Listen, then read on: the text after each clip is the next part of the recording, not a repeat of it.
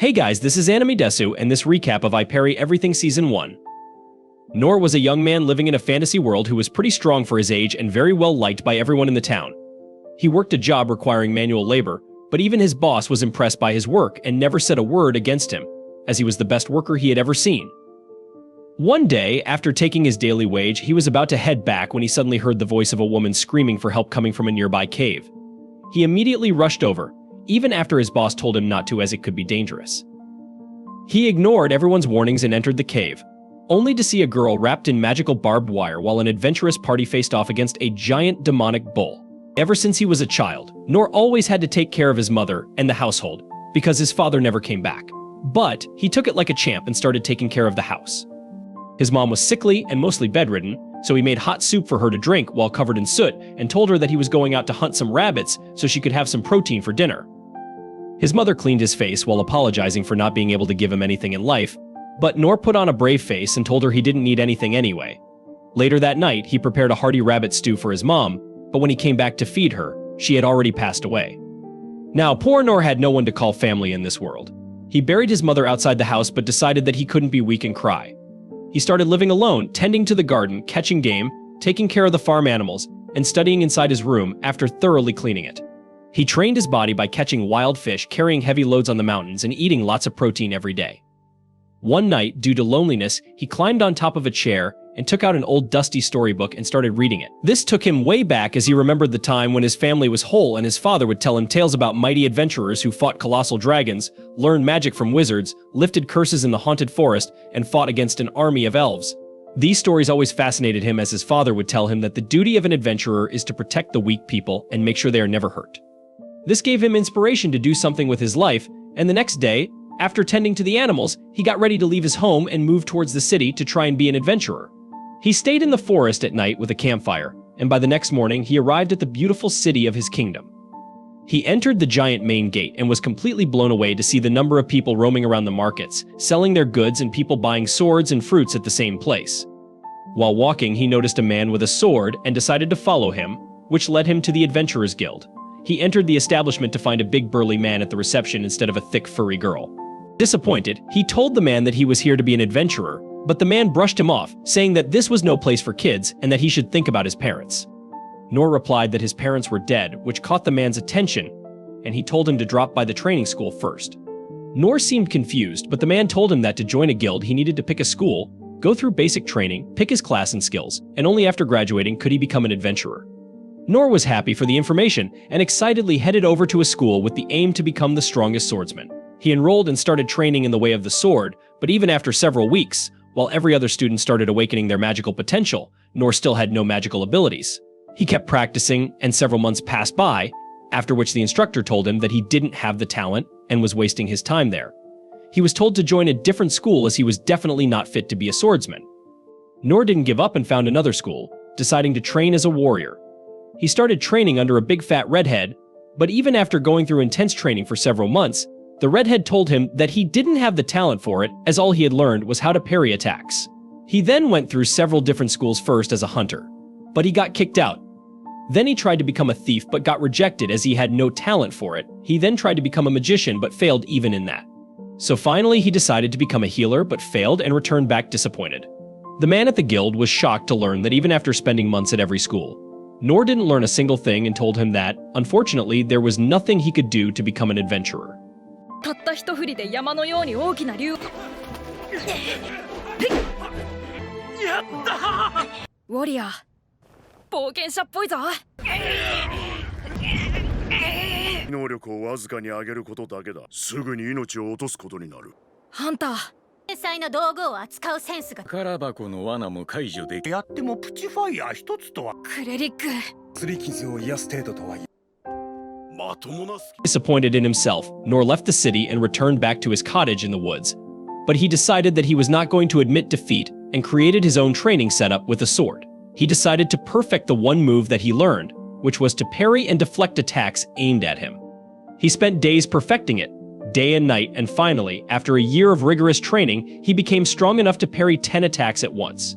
He decided to keep training, and 3 years passed by, after which he managed to parry 100 swords at once but gained no new skills. He kept training endlessly to the point where his sword broke, 14 years passed by as he realized that in these past years, he had trained every single day and was now able to parry 1,000 swords at once without fail. Despite putting in this much hard work, he didn't gain any new skills but still decided to head over to the Adventurers Guild once more. This time he met a young girl who looked at his skill set only to advise him to visit the training school. Nor told her that he had already been through them, which surprised the girl as she told him that he didn't have any skills to make him an adventurer. Nor got disheartened once again when the man at the reception came out and barely recognized him. They sat down to talk over some beer when Nor told him about his training for the past years. The man told him that there are ranks in an adventurer from E to S, but even to become E rank, you need at least one skill, which Nor didn't have. Nor got sad, but the man told him that not many people knew, but there was another rank below E, which was F. There are some limitations for F-rank adventurers as they can't take kill quests or work in the forests. Outside the city, they can only take odd manual labor jobs in the city, but no one would really want to do that. To his surprise, Nor immediately accepted and finally got his adventurer's license. He started doing odd jobs around the city like carrying heavy loads, finding lost cats, and kept training every single night. He also took nursing jobs and took care of old people by cooking for them. While doing all this, he kept training and seemed to be happy working as an adventurer who could actually help people. Finally, we come back to the present where the giant bull walked towards the adventurers and smashed the leader with his axe, sending him flying into the wall. Nor quickly checked him only to find out that he was dead. He looked back to see the other guys getting skewered by the bull, as it killed every single person in the area effortlessly before moving its eyes onto the white-haired girl. Nor's body immediately jumped into action as he threw a rock at the bull and diverted its attention before running away. The monster chased him with surprising quickness, and Nor realized that he couldn't run away, so he turned around and parried the bull's attack. To his surprise, the parry was so strong that the bull got blasted into the wall. It immediately recovered and jumped through the dust to attack Nor, but he was able to parry the attacks again and again as he realized that if he missed a single parry, he was as good as dead. He tried to find an opening but realized that he didn't have a single offensive skill to actually land an attack. His sword started chipping, but the demon turned towards the girl and rushed towards her. Nor immediately used his feather step ability, which increased his speed, to appear before the bull and deflect the attack once again at the cost of his own sword. He remembered his father telling him that an adventurer defends the weak even at the cost of his own life, so he stood his ground even with a broken sword. This time, when the monster attacked, Nor parried with all his might, which deflected the axe so much that it bounced back and chopped the head of the bull cleanly before getting stuck in the rocks. The girl was utterly shocked as blood splattered all around the area, but the magical barbed wire disappeared from her body. The girl immediately thanked him for saving her life and asked for his name, but Nor replied that his name wasn't worth remembering and walked back outside. He walked through the streets thinking about how he almost got killed by a giant cow and realized that he needed to train even more if he wanted to truly become an adventurer who could protect people. After Nor was gone, the dungeon gets filled with the white-haired woman's guards. As she turns out to be Lin Clay of a noble family, her personal guard arrives and watches the dead Minotaur being inspected by the scientists, while Clay's guards lay dead on the ground covered by a white cloth. She immediately apologizes for not being here for her protection, but she tells him not to worry about it as it wasn't her fault. A little while later, another man named Dar enters and asks whether she is fine and details about what happened here. The news about the attack reaches her brother Ray, who is completely shocked to find out that his sister was attacked by such a monster. He asks Dar whether he has any idea what a Minotaur was doing on the surface when it is supposed to stay in the innermost depths of the dungeons. Dar bows down and explains that this was definitely an assassination attempt, as they found out that the ring Lin recently bought from a merchant was tested by a magician, revealing that it had a mana stone of 90% purity, which is extremely rare. Ray still seems unclear as he doesn't understand why a Minotaur would want a mana stone, but Dar reveals that he believes the mana stone was cursed by the neighboring enemy kingdom of Derry, who are known for practicing dark magic. Ray agrees with this assumption, as lately Derry's army has been harassing them on the outskirts, and now such a brazen attack on Lin without even trying to hide it proves that they want a war. Ray then asks Dar about the man who saved Lin's life, but Dar claims that they know nothing about the man apart from the fact that he killed the Minotaur with his broadsword in a matter of minutes but escaped quickly afterwards without even telling his name to Lin. The next morning, Nor goes into the guild as if nothing happened, when Fatty immediately walks up to him asking if he is fine. Nor seems confused, so Fatty explains that last night a deadly monster emerged in the caves near his construction site, which is why he was worried. Nor has no idea that Fatty is talking about the Minotaur that he killed last night, as he thought it must be a low-level cow monster since he managed to defeat it. Fatty tells Nor that he is lucky that he left beforehand, because even a former ranked adventurer like him couldn't have done anything against such a strong beast. Nor wipes the dirt from his face and wonders what kind of monster could it be that even a ranked adventurer is scared of it, and then thanks the gods that he only faced off against a giant cow. Noor asks what happened to the monster, and Fatty replies that some mystery man ended up killing the beast in a single blow, which really shocks Noor as he wonders how strong that man must be to kill such a monster, not realizing that he is the man Fatty is talking about. Later, Fatty gives him his pay for the day, but tells him to get a real job as well, otherwise he won't be able to earn much. Before he could reply though, a hooded figure appears behind him and calls him out. Noor turns around only to find the white-haired girl he saved yesterday and asks how did she find him. She apologizes for following him, but claims that she used her long-distance detection skill to find him. それでその魔物はどうなったんだ？いでな。そうか。ほらよ、昨日の畑。まだまともな仕事。な、ノール。まともな？俺はもう3割増しぐらいで稼げてる。見つけました。やっとかとは思ったのですが、基本とするのは本来マジ程度のものです。そんなことはないだろう。He asks whether she learned it from the thief schools, but she claims that she is from the magician branch but has equal skills in all the 6 branches. Lin notices that she is drawing way too much attention and asks Noor whether they can talk somewhere more private, but before he could reply, Fatty grabs him and asks what the hell did he do.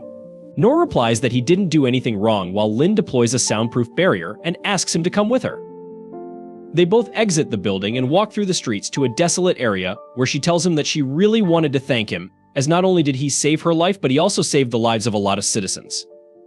Noor still doesn't know how strong he is, so he claims that she is so talented and he must have ruined her plans by butting his head in between. She tells him that it's not true, in fact, if he didn't come to her aid, she would have probably died there.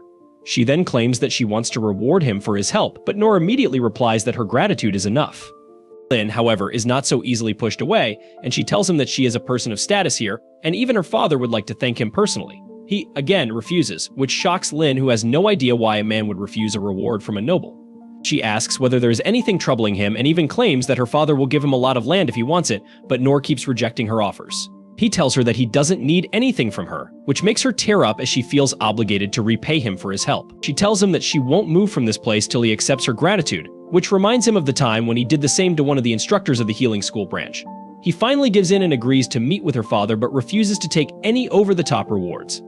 This makes her happy enough, and she uses magic to conceal both herself and him as they walk through the city back to her mansion. When they finally reach her house, Noor is completely shocked as he has never seen such a big and lavish place. They walk by the guards and enter inside, while Noor wonders whether this girl is a noble if she is so rich. でかいな。少し一般的な作りではますが、中へどうぞ。といえば、まだお名前をクレイスと申します。On the way, they end up running into her personal guard, Inai, who looks at him suspiciously and asks who he is. Lin tells her that this is the man who saved her life, and she immediately softens up, claiming that she will take them to the Lord. They follow Inai through the gallery when Noor spots a guy wearing yellow armor waiting by the window. He immediately jumps into action, spinning his lance before pointing it towards Noor, asking who the hell he is. Annie tells him to back off as he is Lin's guest. But this Pikachu-looking guy ends up making fun of Noor for looking poor. Annie introduces him as Gil and asks him to accompany them into the room, as she still doesn't fully trust Noor. They wait outside the hall as Lin's father, Clay, was talking to his son about the chances of war increasing, as they remember the last time they met with the King of Derry, who ended up insulting them and threatened to wage war against them if they didn't give them access to all the dungeons in their kingdom. Soon the door opens, and they all enter the hall. Both Inai and Gil drop to one knee in front of their lord, but Noor has no clue who the man on the high seat is, so he simply walks ahead without a care, alongside Lin. She introduces him to her father, claiming that this is the man who saved her life, and immediately the lord gets up from his seat and moves towards Noor, thanking him for saving the life of his girl. Noor tells him that he is not a noble and has never talked to nobles before, so he doesn't know how to properly behave, but the lord doesn't seem to mind as he laughs and shakes his hand before asking him to choose anything that he wants for a reward. Noor immediately declines, claiming that he neither wants land nor gold. The lord seems confused but tells him that if he wants, he can have half the treasure of the oldest dungeons in the world that fall in their kingdom.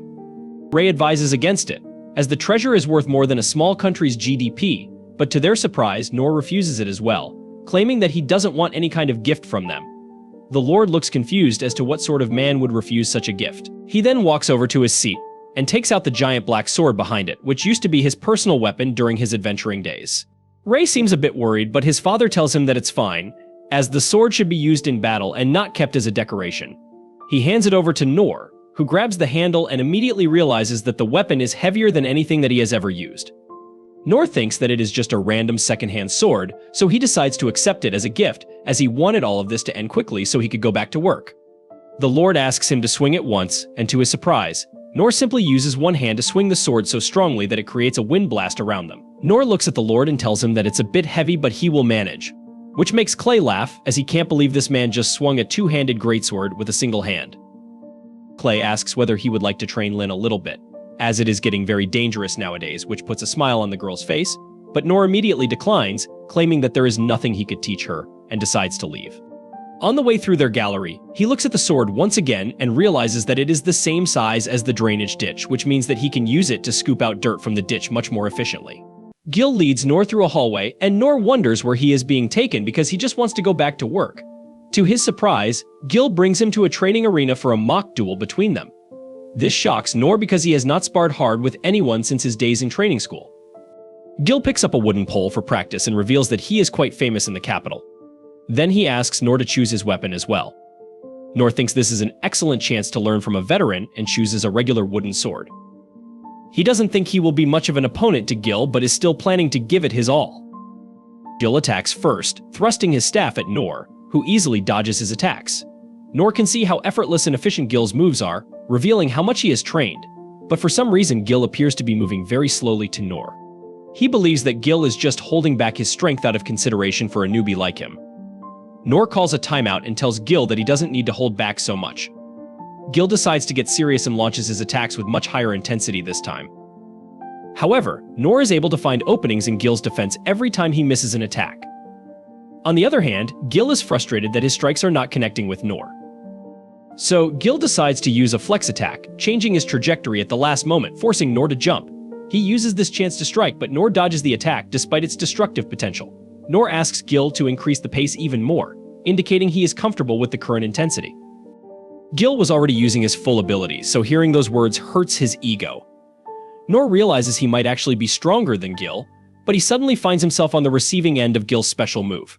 The attack is dangerously close, but Nor manages to dodge it. After seeing the destructive power of Gil's attack, Nor declares he no longer wishes to fight and leaves the palace. そいつは悪かったな。だがそれよりさっきより格段に速いに無防備になっている。ねえ、どうだ。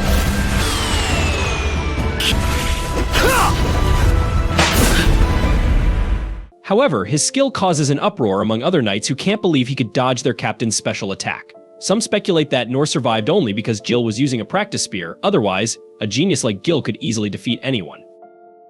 Hearing these words takes the depressed Gil down memory lane. He was always talented with a spear and traveled all around the kingdom seeking powerful opponents. No one could give him a proper challenge, and Gil got bored. He joined the knights in the capital to fight monsters, but even they were no match for his strength and skill. His boredom persisted until one day, the master of the sword school visited him. The master, who trained Gil in his early days, listened to Gil's frustrations. Gil expressed how boring it was to be so strong and wished for stronger opponents.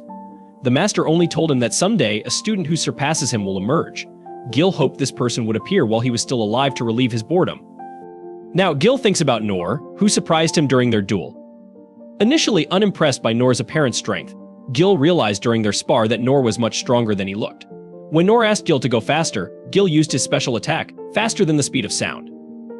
Despite knowing no human could survive it, Nor dodged the attack, leaving Gil feeling defeated. Gil believes Nor ended the fight to spare his embarrassment in front of the troops. Before leaving, Nor mentioned looking forward to their next meeting, which Gil interprets as a challenge to get stronger. Nor, however, remains unaware of how highly Gil rates him.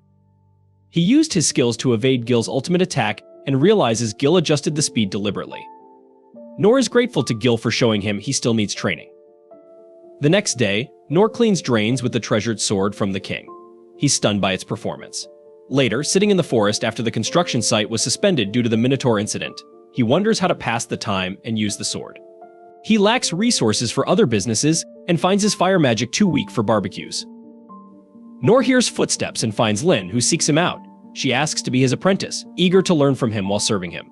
Nor refuses, saying he cannot teach her anything and is self-sufficient. But Lin offers monetary rewards, but Nor declines. Lin insists, demonstrating her magic prowess with icicle lances and powerful fire spells. She cuts down a tree with a dagger and blasts a tree behind, Nor with a magic sword skill. Lin believes Nor will accept her as an apprentice after this display, but he still refuses. He realizes Lin overestimates him and wants to show her he is not as skilled as she thinks. Nor creates a tiny fireball to demonstrate his loser skill. Lin is shocked. Recalling tales of a talentless boy, she realizes Nor's ability surpasses the strongest magicians in the world. She concludes he is a peerless master in other branches too. Ashamed of her pride in her recent skills, Lin sees Nor as someone who doesn't boast and helps others with even mundane tasks. As a future princess, Lin believes she must learn from Nor to lead the kingdom alongside her brother. She reaches out to Nor again after dinner, asking him to be her master. Troubled, Nor just wants to go home. Meanwhile, Lin's elder brother Ray is in his office, wondering why his father chose to give away the legendary black sword to a complete stranger. He recalls how his father ventured into the dungeon in his youth, along with the masters of the 6 job schools. After a very long exploration, he obtained the Black Blade, which was instantly regarded as their most valuable artifact. It was made with an unknown metal that was harder than anything else they knew about. It was practically indestructible, with neither physical attacks nor magic managing to scratch it. However, everyone wondered how such a powerful sword could be in such a terrible condition. Ray believes that the value of the Black Blade far surpasses any treasure they have, and it is not something his father would give to a man he did not see something special in. He knows that his dad can sense the dangers that are starting to envelop their kingdom and probably entrusted the sword to Nor to say that he is pinning all the hope to save the kingdom on his shoulders. Even Ray believes that Nor is not an ordinary person, and when the time comes, he will become their trump card. At the same time, Nor is in the city eating a delicious meal from a roadside stall with Lin by his side. She has completely gotten into the role of his apprentice, and he wants to tell her that he is not worth being her teacher. He thinks that if they head to the guild, she will see how pathetic he is and stop following him around. Once they reach the guild, the fatty immediately questions Nor about why he is with a princess. Nor says that it is complicated, so Fatty decides to let them have their privacy, even though Nor badly wants some advice from him.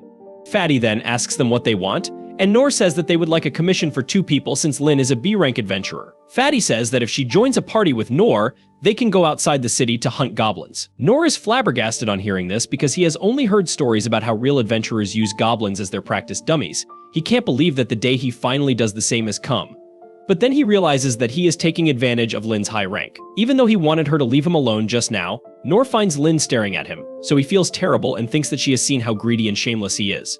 She asks him if anything is wrong, and he asks if she is fine with this arrangement because he is relying on her rank. Lin has no problem with that and tells Nor that he is free to use anything that belongs to her. Nor feels a little pathetic, but he doesn't care because he can live out his dream. Finally, he marches out of the guild with determination, but then Fatty calls him back because he doesn't even know where the goblins are. Fatty completes the paperwork and then tells Nor not to push his luck because even if goblins are low-level monsters, they can still be dangerous.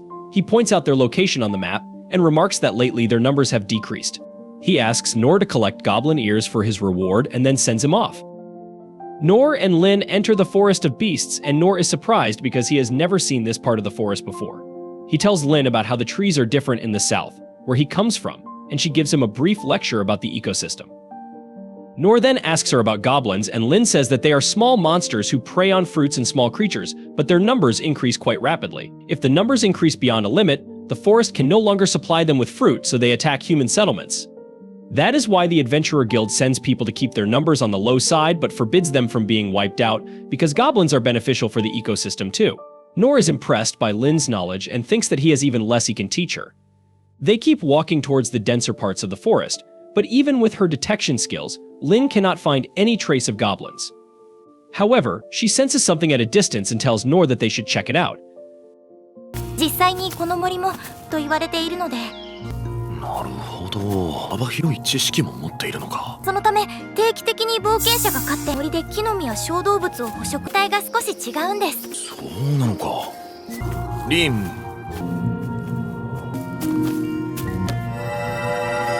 やはりいませんね。The deeper they go into the forest, the darker it becomes, and the mist surrounding them also begins to thicken.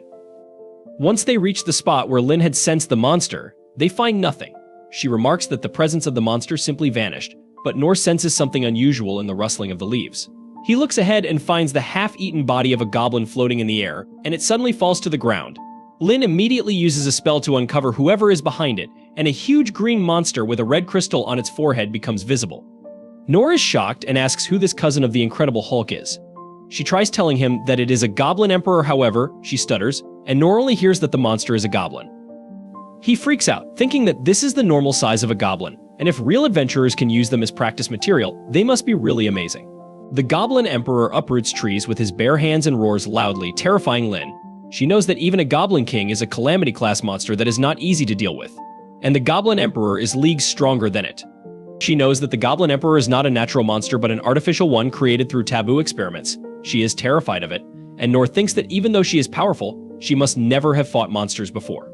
He tells her not to worry about anything because their opponent is just a goblin. His words give her courage, and she thinks that maybe Nor predicted that a monster of this level was already here, which is why he was so excited to come here. She takes her stance next to him, certain that she can defeat the goblin emperor alongside her teacher. The goblin emperor charges at them with a tree trunk in each arm. Nor blocks his first attack and parries it, and manages to parry the second attack too.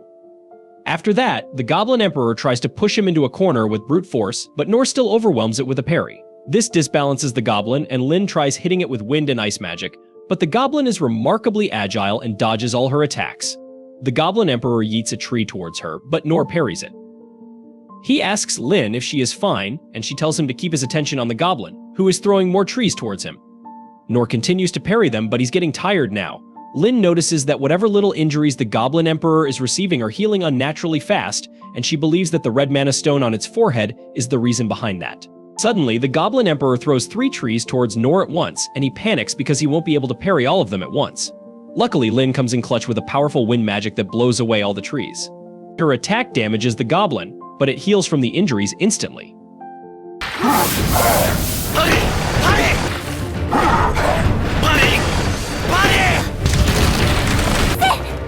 額の魔石あれを取り除けばなんとか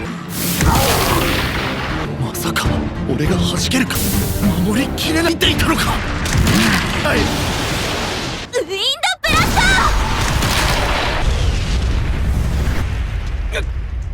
Now, Lin is certain that they need to get the mana stone out of its head to defeat it, but Nor doesn't think they can manage to do that. Suddenly, he gets an idea and asks Lin to shoot the powerful wind magic from earlier at his back. She warns him that the spell is powerful enough to tear castle walls, but Nor plans to take the blow using his black blade so that he can accelerate towards the goblin emperor faster than it can react. Lin agrees and shoots his back with a powerful wind blast. Nor is sent speeding ahead, and despite using the physical enhancement skill, he still breaks a bone. He dodges the tree thrown at him by the goblin and then quickly heals himself before jumping high up to deliver the finishing blow. The goblin emperor tries attacking him with a tree, but Nor's powerful strike cuts through the tree and hits the mana stone on the goblin's head. The mana stone pops out of its socket, and the goblin screeches in pain as Nor is sent rolling on the ground. He gets up and sees the goblin writhing in pain, and then Lin comes to him with the mana stone she has safely retrieved.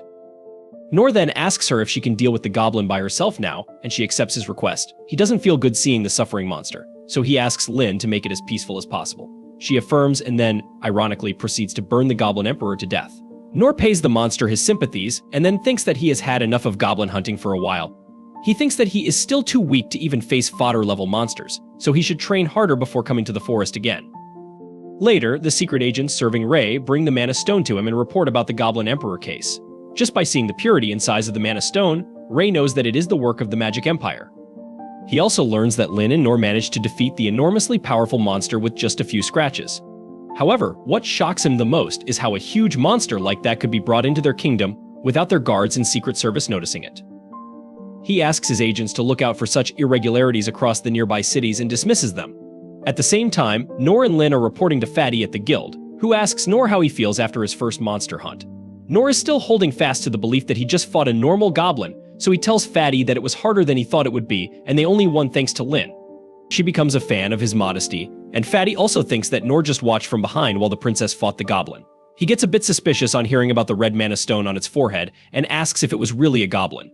Nor turns to Lin for confirmation, and she replies that since her teacher called it a goblin, it was just that and nothing more. Fatty is content with thinking that it was a rare monster, and then asks them to hand over the proof of their kill. Nor and Lin suddenly realize that they forgot to collect the goblin's ear before burning it whole. Soon after that, Ray gets reports of odd things happening in nearby cities and villages. In some places, people are hearing strange sounds at night and animals are cowering in fear as they return from the forest. Meanwhile, in other places, the number of disappearing pets is increasing as the forests nearby have suddenly become more silent. Ray believes that this could be the sign of unnatural monsters who have snuck into their kingdom. He immediately orders his men to send search parties to each of the locations and put everyone with detection spells at work. He also orders them to summon the 6 masters of each school because they may need their help. Once his subordinates are gone, Ray shows his frustration as he throws the papers in the air, wondering if the Magic Empire really wants their dungeons so badly that it is going to such lengths. On the other hand, Nor and Lin are enjoying some street food with their reward money. Ultimately, Fatty gave them the money for slaying one goblin without proof out of his pocket, because it was Nor's first conquest mission. After they are done eating, Lin tells Nor that she will be heading home now, and he is relieved that he is finally going to get some peace. Just then, Ray arrives looking for his sister. Upon seeing Nor, he immediately makes a request asking him to visit a town in the mountains the next morning. He says that Lin will also join him, and he will make all the arrangements as well as pay him a good fee. Ray doesn't reveal the exact business he has in that town, but Nor accepts it because he seems earnest. The next day, Nor rides the carriage that will take them to their destination.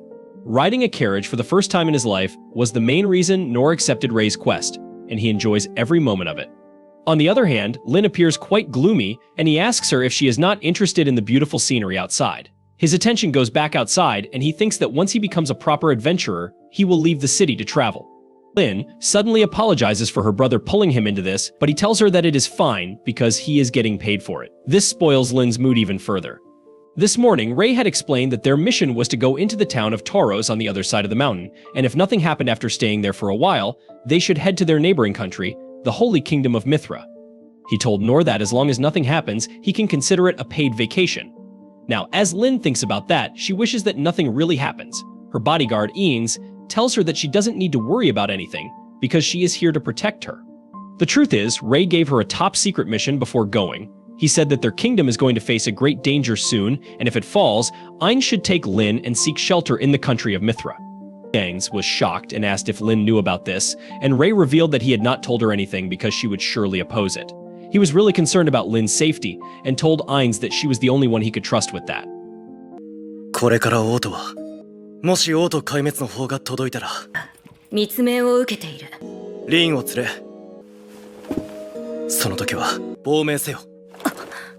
言っていない。リンネブルグ様にこのことは、しかし、有事の際には、あいつを安全な場所まで送り届けてくれ。承知しました。Back to the present, the group is taking a break, and Eanes apologizes to Nor for dragging him into this. She promises to keep him safe, but he tells her that there is no need for it, because he is good at running away. Eanes insists, saying that there will be no need to run because she has her shield with her. Nor says that he can't see anything, so Eanes decides to show her abilities to him. She creates a holy shield with her special ability and tells Nor that if anything happens, he should hide behind the shield. He is impressed, and then recalls how Lin was saying that Eanes is on the same level as the spear user, Gil, he fought. He has heard that Gil is strong enough to defeat a dragon, and if Eanes is on the same level as him, Nor thinks that they are too strong compared to someone like him who struggled fighting a mere goblin. He thanks Eanes, saying that she is really talented, but those words remind her of her childhood. She lived in an orphanage, and one day she suddenly activated her power. Her friend was curious about it and tried touching it, only to get her finger cut. The caretakers called the principal, and soon the magician, the redhead warrior, and the priest came to the orphanage as well. They asked Eanes to show her abilities, and the magician declared that it was a gift from heaven, which only the rarest people can receive. He told the young Eanes that her power could be a blade that could cut through anything or a shield that could block any attack, depending on how she used it. Eanes was bothered by these heavy words, but the redhead warrior told her that he would train her to use her power correctly. He took her in as a student, and while he trained her ability with him, she kept distancing herself from everyone in the orphanage out of fear of hurting them. However, that was only until she met Nor and learned his name. She had heard that name a lot from the redhead warrior, who was her master as well as adoptive father. One day, as they were hunting monsters in the forest, another warrior told the redhead that a huge group of monsters was approaching them. The redhead was lost in thought and mumbled that he wished Nor was here at times like this. Eanes was curious to know about the person her father acknowledged, but more than that, she was jealous of him. Ever since she met Nor, her jealousy has gotten worse, and she wants to shake that feeling off so that she can protect Lin without any weakness. Just then, Nor notices something moving through the wheat fields and leaving a strange trail. As soon as Lin hears this, she asks the carriage to be stopped. She uses her magic to reveal whatever is hiding in the field, and it turns out to be a huge frog bat hybrid monster. At the same time, numerous monsters attack the capital at once. Rei commands to deploy the warriors, swordsmen, and hunters to hunt as many as they can, while the thieves are to help the civilians evacuate. King Clay recalls the words of Emperor Derry, who told him that they would regret not accepting his conditions. He believes that Derry is behind this attack, and Rai agrees. He believes that this might just be the start and they should get ready for much worse attacks. Clay asks him about the 6 masters, and Rei replies that all of them are already deployed to face powerful monsters. Meanwhile, the redhead warrior and his troops face 3 goblin emperors in the forest. The swordmaster hunts down lizard monsters in the city, and the hunters, magicians, healers, and thieves are also at work. But the king fears that they have spread them out too thin. On the other hand, just as Lin uncovers the concealment spell on the black dragon, it attacks the girl in front of him. Lin and Ines recognize the monster as the Black Death Dragon, which is incredibly dangerous. But Nor charges towards it without wasting a moment to protect the girl. He parries the dragon strikes with his black blade, and Ines remarks that the girl also appeared out of nowhere. Just as Lin broke the concealment spell around the dragon, she knows that it can only mean one thing: the girl is definitely a demon with the power to control monsters. Her brother had once told her about demons who look like humans, but their powers and nature are closer to monsters. He told her that demons are a vile race who destroyed an entire kingdom once, and because of that, humans hunted them down. Their descendants still live on, and Rei was certain that they must hold deep grudges against humans.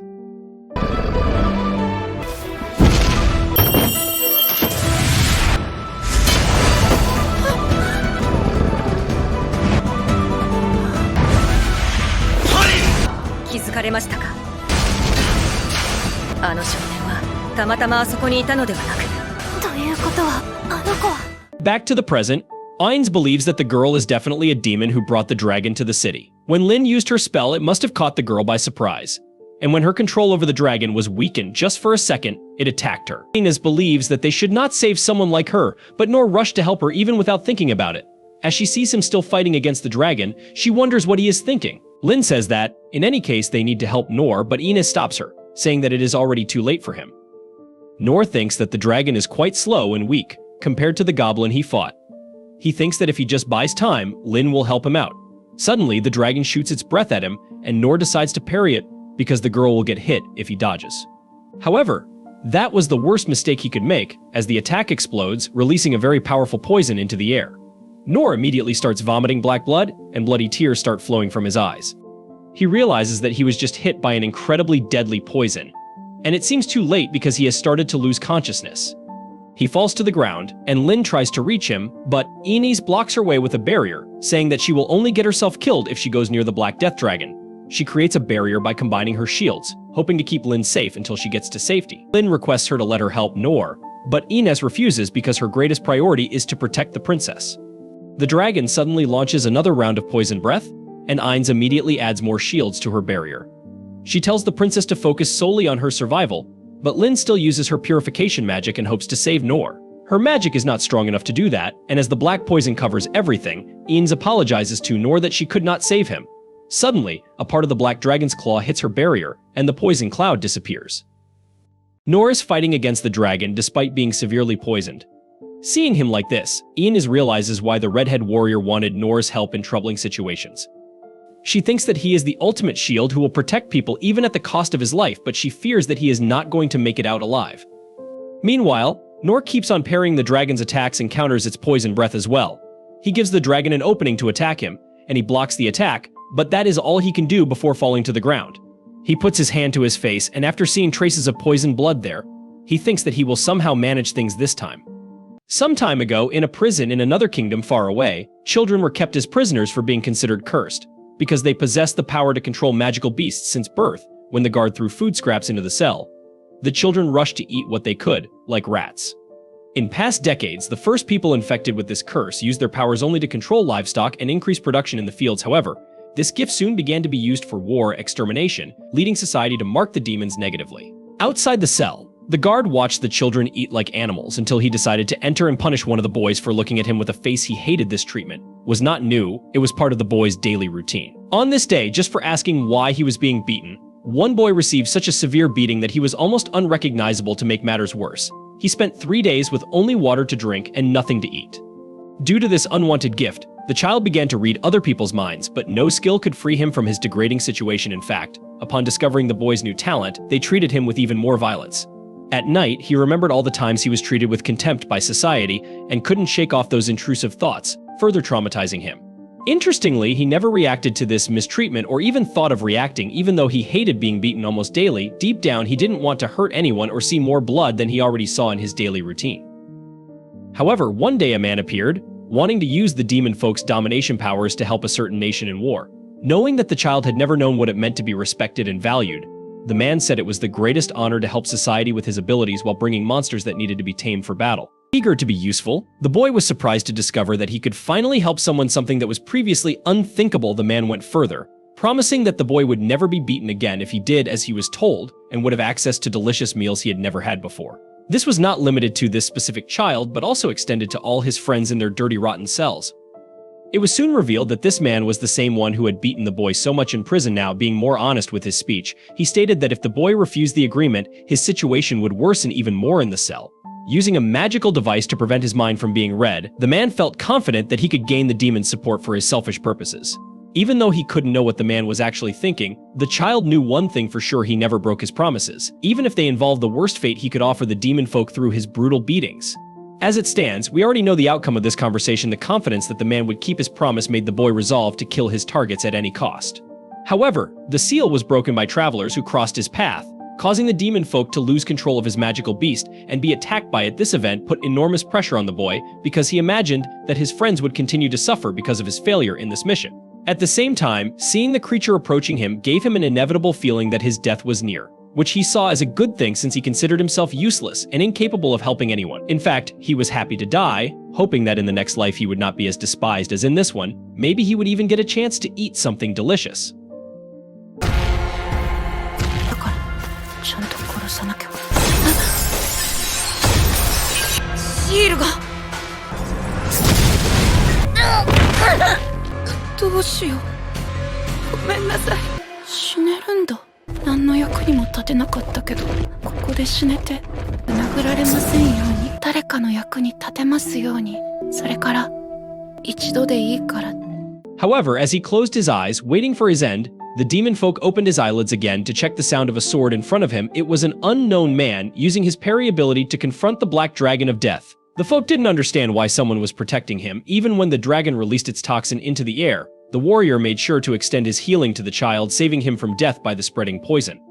But after an intense battle against such a powerful creature, the man finally lost his strength and fell to the ground. Exhausted, the poison was already taking over his body and making it difficult to breathe.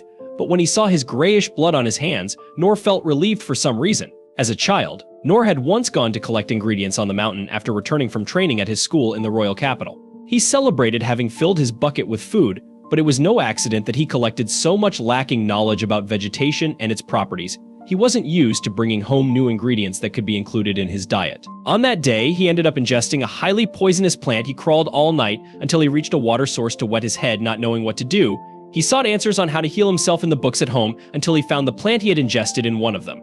Its name was Dragon's Ruin, and his mother had always said he should never eat that plant. The young man tried to keep up his training while practicing his light healing ability to avoid dying over time. He felt he was gradually improving since he no longer felt pain. When he returned beyond the mountain and encountered Dragon's Ruin again, he was more cautious, but not enough to avoid being bitten by a snake called Poison Thorn. After punching the creature in the face, the child fainted again but woke up shortly afterward without feeling unwell. To get revenge on the snake, he took it home to fry, and the animal's venom was just a spiced oil entering his diet. The next day, he caught another venomous thorn and let it bite his arm, noting that the venom spread more slowly than the day before. With this, Nor began to develop a special taste for poisonous things, imagining that tolerance to this substance would finally be the new ability he longed for in addition to his usual parry. Just like the day he went back to eating Dragon's Ruin to test his capacity, the boy remained steadfast in his goal in the end. Even though he didn't exactly gain a new ability, he could now eat poisonous things at the cost of vomiting very little blood. Maybe that's why Nor got up after being intoxicated by the dragon with such a savory taste in his mouth before taking the monster's fatal blow. The human saved his life and blew part of the venom out of his nose like Moxie. Behind him, the child seemed to be recovering with the healing he had left active. Nor refocused on his opponent using Parry to stay in the fight.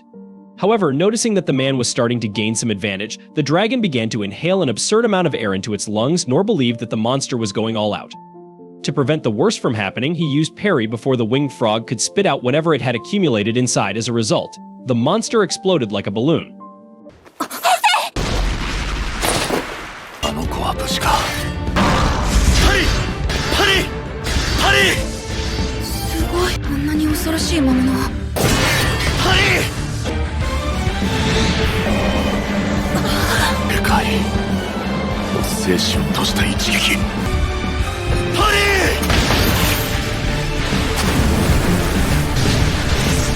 In front of the dead monster, Nor wondered how such a dangerous animal could be roaming these parts and got the answer from the child he had saved. She confessed that her mission was to take that creature to the city, and having no idea it was a demon folk, Nor imagined that this child had brought the frog to eat, just as he would have, or had raised the beast as a pet. Therefore, Nor apologized for killing the child's food or friend and promised to make amends, but the boy refused any form of payment and explained that he could control magical beasts. Surprised, Nor asked if anyone else had this ability, and the child became frightened upon hearing the word ability because his gift had always been seen as a curse wherever he went. Discovering that more people like this boy were born with this power, Nor interpreted it as a gift from the heavens, contrary to what the boy had heard about it until then. Also discovering that the child was a demon folk, Nor knew there was a tribe of demon folk where everyone could control creatures. This made him remember that he had often imagined what he would do if he had this ability. He would certainly have the land animals take up hoses and help in the fields while the aerial ones would serve as carrier pigeons. Noting the man's tranquility, the demon folk asked if Nor was not afraid of him or did not hate him, but Nor didn't understand these questions after all. The boy's ability was extremely useful and should not be underestimated. Hearing this, the boy couldn't contain his emotion because feeling useful was really his weak point. Nor analyzed that this child was the opposite of him, since he, Nor, had fought incessantly to develop a single ability while the demon folk was born with such a powerful innate talent. Curiously, this hadn't made the child confident, quite the opposite. Nor didn't understand why anyway. He patted the boy's head and assured him that his power was extremely useful. At that moment, Lin and Denise arrived to see how the man was. They suggested seeking treatment as soon as possible, but he assured them he would be fine despite being poisoned. Lin saw that the miasma exhaled by the frog was so terrible it killed the weed it passed over, so she could hardly believe that Nor had not only survived ingesting this substance but had also returned to fight and defeated the Black Death Dragon. The only explanation she had was that one day she had heard from the Sovereign of Salvation about the Holy Spirit. When the cleric molded his body and mind, like a true saint, this technique began to purify everything it touched and healed all wounds. This is the perfection achieved after 40 years dedicated to eccentric training, but Nor seemed to have reached this level at a young age. At this point, the warrior asked that the child be treated by Lin, and the girl noticed that the boy had pale skin with silver hair mixed with light blue. Along with deep and dark eyes. Putting the pieces together, she understood that the boy was a demon folk. Knowing all the weight that came behind this certainty, she asked Nor what he intended to do with this child. He replied that he intended to take him with the group in the carriage. But Ines tested and Lin remained silent. Because she had studied the history of this demon folk and read terrible things about them, Nor explained that he owed the boy for disrupting his work of taking the frog to the city, so the two women in the group panicked with this information. Speaking of which, Nor asked who had ordered the boy to do this, but even he didn't know for sure. Analyzing the child's gaze and race, he was certain he was a slave from another kingdom, as slavery was banned in Clay. When the boy revealed he had nowhere to go, Nor reiterated that he would at least like to take him to the nearest city. Lin remembered her father had taught her to trust her own eyes instead of being swayed by rumors, and this embarrassed the noblewoman for so easily succumbing to the prejudices against demon folk instead of verifying for herself that this child was truly innocent. Soon, Nor asked the demon folk's name, and he finally revealed it to be Rollo. Despite Lin and Nor commotion, Ines reminded them that the carriage's destination was the sacred theocracy of Mithra, where the boy's race was forbidden. In other words, if they took Rollo with them in the carriage, they might become enemies of Mithra. Amidst this impasse, a mysterious, ominous-looking man approached the group, surprised that Rollo wasn't dead yet. That malicious being complains that the guy ruined the job he was supposed to do. Nor then discovers he was involved in the process and assumes he was responsible for messing everything up, apologizing for it. The bizarre man doesn't even understand why the boy is apologizing because he couldn't care less about who messes up the jobs he needs to handle. In fact, now his business is only with Rollo, who is worth the effort of having under his control. Imagining that the guy isn't going to hand over the child, the mysterious man attacks from behind Nor, and moving at an incredible speed. However, the bearer of the Black Blade manages to defend himself with a parry just in time. Impatient, the enemy orders the child to be handed over. And Nor gets furious that the man doesn't even know her name. All that matters to him is the money a creature like her can fetch, or rather her carcass. The objective is to take Rollo and deliver her to the client. In this guy's mind, he's doing the demon folk a favor since this kind of race only lives to suffer and generally doesn't mind kicking the bucket. As he spoke, the mercenary attacked relentlessly until a parry from the Black Blade destroyed the opponent's weapon. Watching the fight closely, Lin can't even keep up with the brutal speed of the rivals, while Ines keeps the princess safe. Although he lost his main weapon, the mercenary pulls out 2 daggers to continue his offensive. Even though Nor is known for having an almost impenetrable defense, as his attacks were frustrated, the mercenary grew increasingly impatient and intensified the ferocity of his blows, aiming for the enemy's head. The last stab was so powerful that even defending with his usual technique, this time Nor almost lost his balance and fell, while Rollo couldn't withstand the pressure of the wind caused and hit the ground. After being dragged several meters by the impact, Nor lost much of his breath and started seeing the adversary as a serious threat, aware that a stab like that could be the end of him. Just like the Minotaur he fought, this is an evident case of a hit kill. One of the man's daggers breaks, so he simply draws another and continues the offensive. All Nor can do is defend against the attacks because the opponent's tremendous speed doesn't allow any kind of reaction. Moreover, he needs to protect Rollo, and if he gets injured in any way, he might indirectly put the child at risk. The intensity is so sinister that Lin doesn't even consider getting close to try to help, knowing this is a matter for the big leagues. Meanwhile, her bodyguard fulfills her role as sworn, protecting the princess with a magical shield at a safe distance without getting involved in the mess. After all, she knows that mercenary is none other than Deadman Zadu, an S-rank adventurer.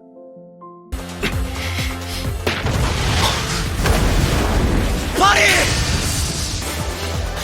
ジョーの重さがある。パリ！まずい。なんで死んでないんだ。 凄まじい衝撃波。 A while ago, in a military meeting Eanes arrive, a document of an unresolved case. The mission's target was to eliminate a man who was reportedly dead, however. The same document was still marked as in progress as if it hadn't been resolved yet. Dandold, the Sovereign Shield, thinks the case should already be considered closed. Sig, the Sovereign Sword, mentions that it's about Deadman Zadu, whose name literally means dead man after becoming S-rank at a young age. Zadu ended up becoming a target for other ranks. Hearing this, Gilbert would be happy to take down a guy like that, but his instructor suggests that the Sovereign Lance stay out of it.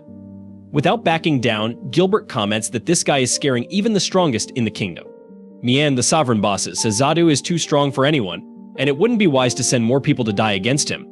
Keru, the Sovereign of Shadows, agrees with this view because nothing good will come from a clash against that guy. But since young Gilbert was curious, Oaken tells that Deadman mastered the ancient art of dwarven alchemy as a child, and at 13, he earned the nickname Dragon Slayer. Realizing this, the Lancer notes that he wasn't the greatest prodigy of his generation. The mage continues the story, saying Zadu gained fame throughout his journey until he was considered the pinnacle of what an adventurer can become. Ian's questions at what point this individual became a target, and Sig explains that this guy doesn't always use his extraordinary abilities to rescue kittens stuck in trees. Aeneas reads one of the records where Deadman was responsible for wiping out 36 members of a merchant family. The Sovereign of Salvation recalls that it was suggested by the Adventurers Guild that his license be revoked, but Caro points out that some useful deeds Zadu did for society end up dividing opinions about this. By the way, one day he neutralized a potential disaster with his own hands, according to San. Because this matter is too complicated, it always ends up being shelved. Sig laments that in the mind of that S-rank, the only thing that matters is seeking money above all else. For Deadman, morals, customs, and civilization mean nothing. The best example of this is described in the document Eins hold Zadu annihilated an entire country. With all this in mind, the Divine Shield protects Lady Lindbergh with utmost caution while Nor struggles to keep his head attached to his body. On the day of the meeting, Sig recounted that Zadu killed the entire regional army along with its royal family. As the news spread worldwide, civilization came to understand that Deadman Zadu doesn't know the concept of good and evil, keeping Lin in the rear. The vice captain of the warrior corps explains that this adventurer has already been challenged by half the world who sought the absurd bounty on his head. But this only resulted in a pile of bodies around Zadu, who saw the reward for his death multiply increasingly. To avoid more unnecessary deaths, Ianese revealed that the Adventurers Guild publicly announced Deadman's death in an attempt to bury the case, which is why he earned the nickname Deadman. Speaking of the devil, although Zadu was alive and well, his daggers couldn't say the same. As he drew his knives against his opponent, the giant sword with a peculiar shape managed to ruin his weapons. Nor apologized for breaking the entire S-rank collection but reminded Zadu that he was the one who attacked first. Puzzled by the man's way of speaking, Zadu didn't accept the stranger's apology, especially since his mithril knife was destroyed in this duel. But his Aura Chalcum and Dragonfang daggers should resist literally everything. Nor worried that the guy might want compensation, so the S-rank noticed just how odd this guy was, but even stranger was the sword he wielded. Reacting to this, Zadu threw his crucifix-shaped weapon into the air. Then the sword disassembled into dozens of similar blades, all pointing at Nor. According to Deadman, this technique was called Silver Cross. No matter how many swords Nor destroyed, the S-rank assured that he could make more. when the silver daggers were thrown at Nor. Despite his rigorous training for moments like these, he knew he couldn't handle so many projectiles at once. Therefore, he was forced to use his own body to shield Rollo from being hit first and his back and then in his arm. The daggers pierced the adventurer, triggering Ain's alarm because at this rate the man wouldn't last long. Thus, the Divine Shield engaged in a mental struggle between helping Nor or staying within the shield to protect Lin closely until she turned to the princess and asked for permission to join the battle. 今日はおとなしくこっちでやるか。飛んでも数十の鉄球を瞬く間に数百の命を。シルバークロス。こっちはいくら壊しても気にすんな。できるんだよな。パリ！ノール先生！パリ！シルバークロスの量が多すぎる。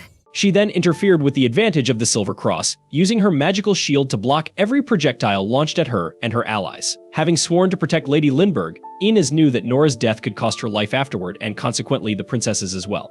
Using her divine shield not just for protection but also for offense, the officer prevented damage to her allies, but her offensive power wasn't enough to hit Zadu, who dodged the attacks with mastery. Thus, Ines asked Nor to take care of the offense while she focused on the group's protection. The man thought about what he could do to get through that swarm of swords and then saw the solution in the death Black Dragon's fangs. He enhanced his physique and asked the knight to open part of the shield, then threw the fangs toward the swords, destroying each one of them. With considerable ammunition left, Nor intended to maintain the strategy until he created an opening. But Zadu surprised him by attacking Ines from the flank. Nor managed to parry before the tragedy happened, breaking another blade of the opponent. This time, the dagger was made of adamantium, so the S rank simply swallowed hard, accepting that this guy was capable of destroying all his equipment.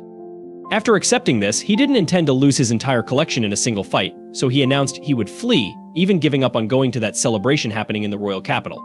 Ains asked what celebration it was, but he didn't know the details, only that it was going to be one of those extravagant parties. Having said that, he turned and bid farewell to the others, ironically. But Nor responded genuinely, not realizing it was a mockery. Then Zadu commented that this guy was, among all the strange people he had encountered in his life, the strangest of all. He then told Rollo he was lucky because he was going to make a lot of money off the demon folk.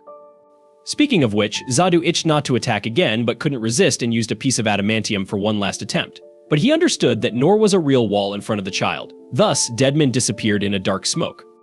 After that, the group discussed the celebration the S-rank mentioned, and Lin confessed she was curious to know what it was.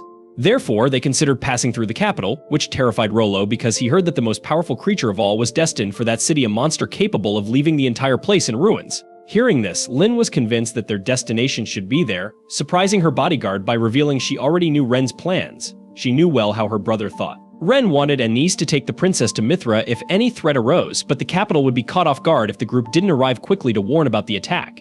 In the end, Ines agreed but demanded that Lin not leave her side for even a second. As for Rollo, he decided to accompany the travelers, admiring the leadership and care he received from Nor.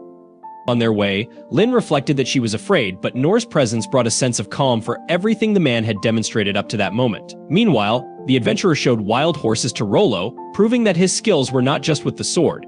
This man, almost straight out of a hero's tale, was the one the princess needed to take to the capital, even if it cost her life, because it would certainly cost the entire kingdoms if she failed, so she asked Ines to pick up the pace.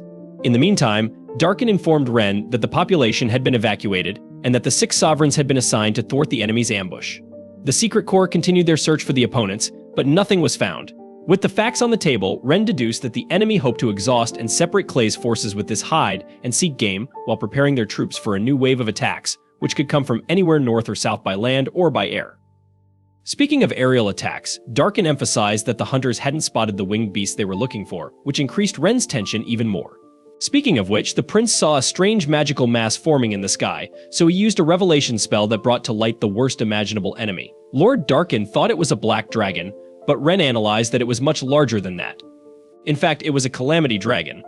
Then, take the train to the capital. Nor felt something outside. When Rollo took a look, he spotted a calamity dragon soaring majestically above the city. The colossal creature terrified the entire population, who watched in disbelief at its indescribable size. Lord Ren wondered if the Empire realized the horror it had unleashed, while Darkin remarked that, according to records, this dragon should have been in its sleep period since it had only been resting for 150 years. Ren deduced that the beast was awakened specifically to attack the city, so he ordered his subordinate to evacuate everyone before the worst could happen. On top of the city wall, Mian followed the monster's flight alongside her archers, sensing someone using magic to seal off all evacuation routes, making it impossible for the 6 sovereigns to gather. Meanwhile, Sig was surrounded by skeletons, and Dundarg had a pack of fierce wolves circling him. Gilbert urged the king to flee, but His Majesty remained calm, instructing the captain to protect the population and ensure everyone's safety outside the capital. As for King Clays, he had his own task to accomplish. Analyzing the situation through his binoculars, Ians had no doubt that the capital would be entirely destroyed if this dragon wasn't stopped. Feeling a bad omen, Lady Lindbergh suspected that her father would use himself as a shield to save the population, even though she knew he was no match for an enemy of this caliber. Beside the princess, Nor didn't seem as tense as the others. In fact, he watched the winged beast as if on a safari, admiring the size of the creature since it was his first time seeing a dragon. Rollo quietly commented that the frog they encountered earlier was a dragon but decided to keep that to himself. Meanwhile, Nor asked Lin if her father and brother were still in the city. Sadly, she was sure they were, but it was too late to save them. However, Nor believed he could still make it in time. The girl looked at the distance between them and the walls and asked if she heard him right. Nor didn't lose his conviction, reminding Lin of what he did to that goblin. She recalled that she used the wind burst to propel him toward the giant, but this time the distance was much greater. Nonetheless, Nor intended to use his sword to absorb the impact of the fall. He felt indebted to the people of this city and to the king, so he would love to lend a hand. Besides, he thought solving this situation would be easy, and after everything she had experienced with this rank E adventurer, Lin didn't doubt anything anymore. Soon, she questioned why she was sitting there complaining when her sensei said there was still time to help. It was obvious that the wind burst wasn't designed to serve as a catapult, but the person requesting this intervention defied the usual logic, so there was no reason to hesitate. きっと自ら盾になる道をですが、あんなものを相手にできるはずが。逃げてください、お父様。国士竜も竜なんだけど。走るリオですか？ああ、ウィンドブラストのことですか？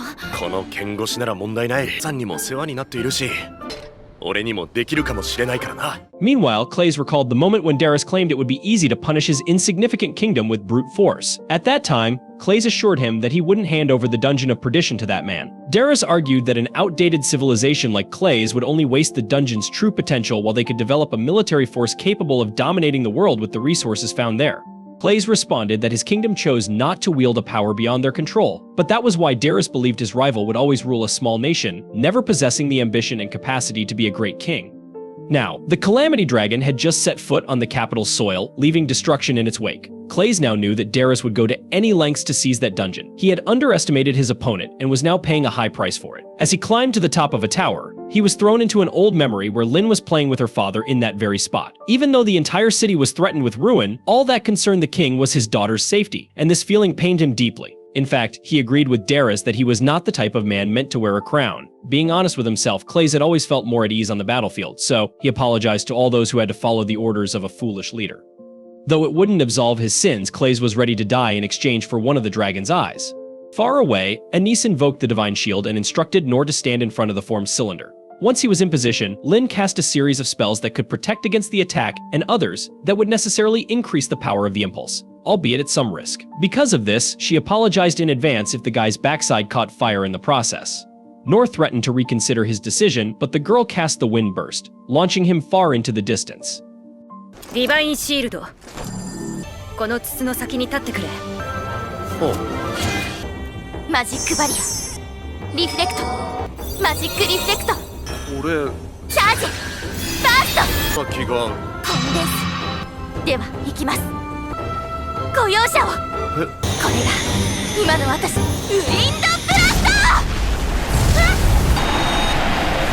At the same time, Clays found himself face to face with the Calamity Dragon, which opened its massive mouth, gathering energy. Ren realized that this was the ancient breath that incinerated the entire continent hundreds of years ago, leaving the entire population frozen in fear at the sight of this unstoppable power. Clays quickly understood that the enemy wouldn't give him any chance for a fair fight, but at the very least, he felt he must do something worthy of his crown before meeting his end. With this resolve, he unsheathed a small, shining blade of weapon that, as explained, was the explosive sword capable of draining all of the user's mana to deliver a single sacrificial strike. Without a hint of fear, the king raised his weapon, preparing for the final attack of his life. But just then, Nor arrived at the last moment, using his parry skill to turn the dragon's head to the side, preventing the breath from devastating the city and indirectly saving the king. The townsfolk watched the scene in disbelief as the dragon slowly fell to the ground. Once it rose again, the dragon, revealing a feminine voice, questioned why it was surrounded by an endless smoke. In the midst of this, she saw Nor and deduced that this small human was responsible for the intervention. Her eyes burned with rage, for in her mind, the strong must control the weak and crush them with violence. With her tail, the dragon demolished part of the wall and directed her aggression at the human, who parried the tail with the same skill as before. Once more, the creature crashed to the ground, and Nor admitted that he thought he was going to die there. A few minutes earlier, when he was thrown by the wind gust, the young man had tripped over a stone and started spinning through the air like a windmill. He used physical enchantment to regain his balance, standing before the massive wall. The adventurer leapt even higher, his body propelled closer and closer to the dragon. For a moment, he threatened to back down in the face of such a terrifying threat, but he shook his head to stay focused, and the rest is history. After knocking the beast down again, Nor scratched his head, surprised that the parry worked so well on such a large creature. This realization gave the man more confidence as he gripped his sword tighter, no longer seeing the dragon as a terrifying beast but rather believing he could defeat the enemy on his own. Meanwhile, Lin and Rollo arrived at the royal capital on horseback, trying to find the king and escape the city as quickly as possible. However, the group was struck by debris, causing them to fall from their horses.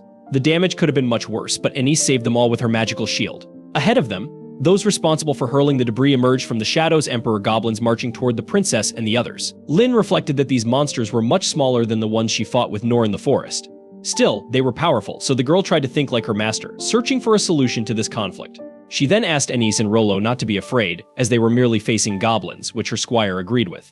Considering Nor's opponent, the monster attacked, and Lin responded with the ice dance, but it had no effect as the goblins reached the shield. Rollo decided to act, taking control of the monsters and stopping their movements.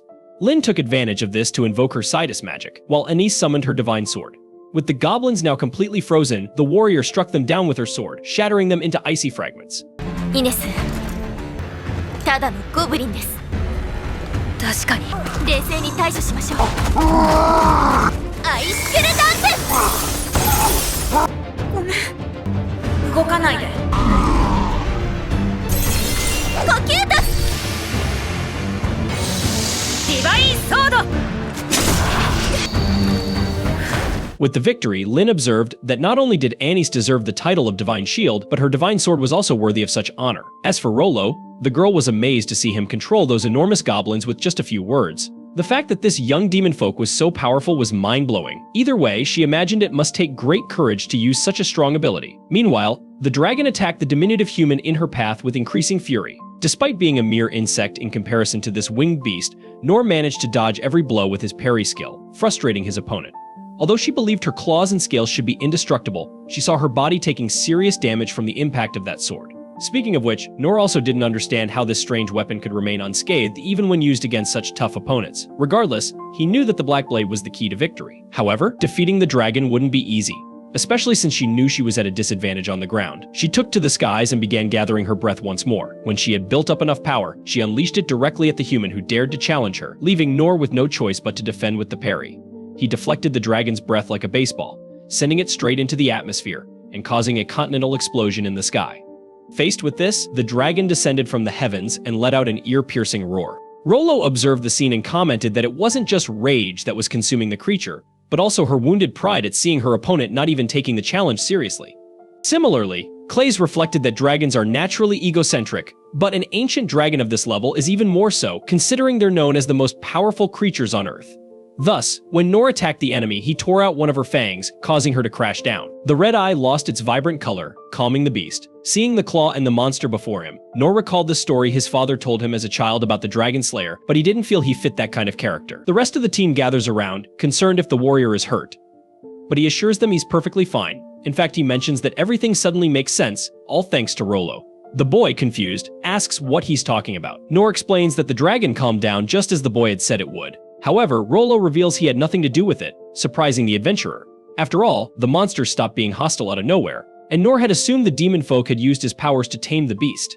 For the last time, the child insists that he did nothing, which reminds the man of the time the boy expressed his reluctance to show his power, fearing he would be hated for it.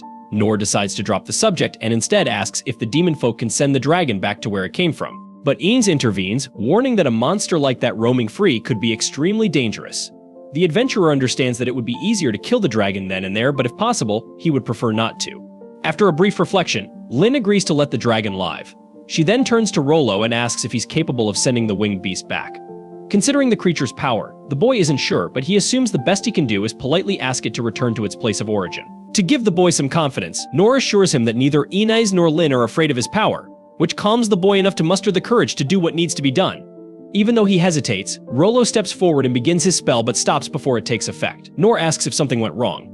The truth is that the dragon informed the demon folk that it would do whatever its master commanded. Nor breaks into a cold sweat, and Lin can hardly believe this is actually happening. Regardless, Rollo seems unsure of what to do next, so Nor suggests he calmly ask the dragon to return home and never again threaten humanity. With that, Rollo closes his eyes and resumes his ability.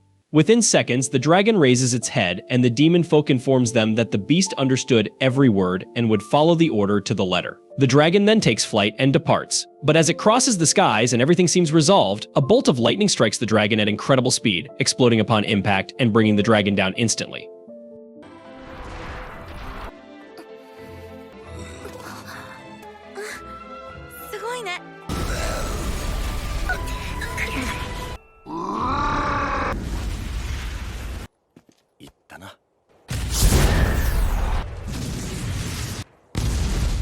Observing the fall from a nearby cliff, Darius lets out a laugh. With his binoculars, he focuses on the fallen monster and notes that even a dragon that has lived for thousands of years is nothing more than a pawn on his chessboard. After turning his gaze to the capital, he laments that the entire city didn't turn to dust. But it hardly matters to him because if he didn't succeed one way, he'll achieve it through the attack he is about to launch. With that, he orders a subordinate to begin the offensive. The officer summons hundreds of soldiers around him, including some with firearms and extremely advanced siege weapons. Days before bringing his strategy to the battlefield, King Darius needed to be sure it would indeed bring an end to the Clay's kingdom, as retreat was not an option. In the throne room, he was informed that a beast tamer had already sent the Calamity Dragon toward the enemy capital. After the beast caused all the necessary destruction, his forces would march on the devastated city. The infantry would be fully equipped with magical swords and shields, while the elite troops would carry magical armor and cannons. Additionally, there would be 3 Aegists, which are mobile mana generators, and 4 weapons of mass destruction called Brionnax capable of unleashing ultra-powerful monoblasts. With this news, Darius laughed, confident that victory was certain until Randius approached his majesty and knelt to make a plea. He saw no benefit to the nation in this war. In response, the king grew tired of the warrior's stance and kicked him in the face, asserting that no one would be a threat to the empire as long as he had all this technological machinery at his disposal. This war would serve to show the entire world. As he observes the effectiveness of his Brionnax Canonidas is certain that, in the future, this will be the story people tell about the Clay's kingdom, a nation of fools that didn't take the Dungeon of Perdition seriously, leading to the downfall of the entire nation due to their selfishness and lack of intelligence. Meanwhile, Darius will be remembered as the human army that liberated the people of Clay from the hands of an incompetent king. According to Darius's leader, there is no need for multiple versions of a story. All we need is one absolute truth. Meanwhile, Rollo guides Nor and the others to the site where the dragon fell, trying to get closer to check if it's still alive. At the same time, Lin points to the cliff, where the powerful army of Darius the Magic Empire is stationed. Similarly, as the king orders his troops to advance, a soldier spots the Princess of Clay with her protector, the Divine Shield. He alerts his leader to this, and Darius recognizes that Anais is one of the living legends roaming this world and that she's likely one of the reasons the capital wasn't completely obliterated. In any case, he sees this as the perfect opportunity to end the era of legends and usher in the era of those who possess wisdom. Thus, he orders the Bonac to be fired at the identified enemies. As the cannon is positioned, he can hardly wait to see the Divine Shield evaporate as if she were nothing. This will be yet another of those so-called legends to die by his hand, and it's for such glories that Darius loves war. At the conclusion of his thought process, the Brionnax was properly aligned for firing, and that devastating amount of mana gathered at the cannon's tip until the order to fire left the king's lips. In that instant, the beam surged forward at an unstoppable speed, racing towards Anais and the others. Moments earlier, sensing the strange activity from the enemy's powerful weapon, Anais had ordered Lin to take Rollo and flee. The order was obeyed. As the beam shot towards her, Nor stepped in front and used Parry to deflect the mana with a thunderous impact. Darius tried to make sense of what had happened, and one of the soldiers speculated that there had been a malfunction with Brionnax's ignition, but the king, uninterested in excuses, immediately ordered another shot.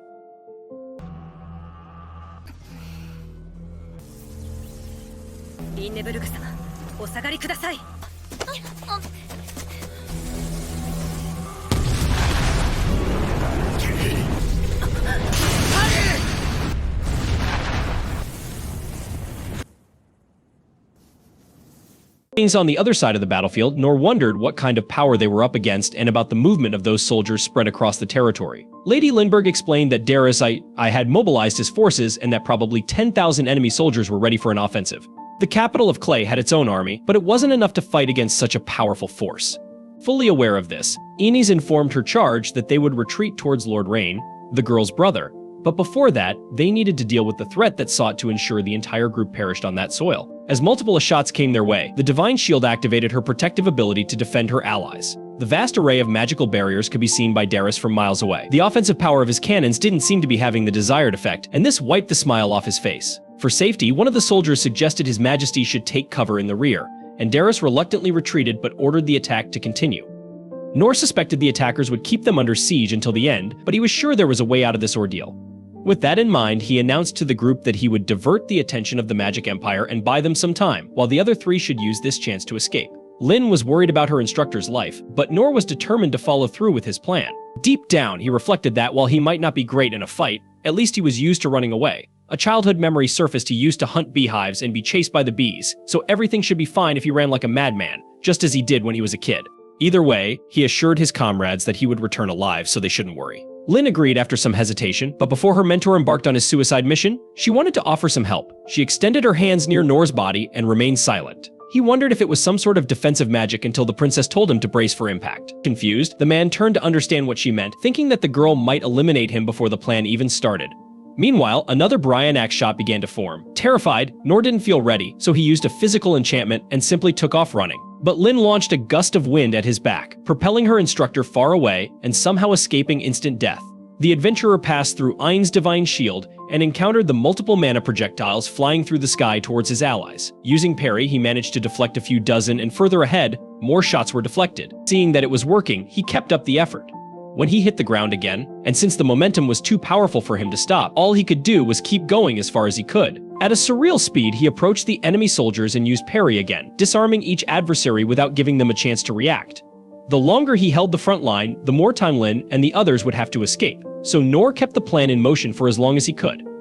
Witnessing the scene from atop the hill, Darius saw swords and magical shields flying through the air and struggled to understand how anyone could pull off such a feat. Soon enough, he would see up close the man responsible for his confusion. Using the extreme strength in his legs, Nor leaped to the top of the precipice with an unbelievable jump and stood before the king of the Magic Empire below. Where the troops had watched their equipment soar into the sky, they now saw the swords falling with all the weight accumulated from the height, striking the soldiers one by one with their own weapons.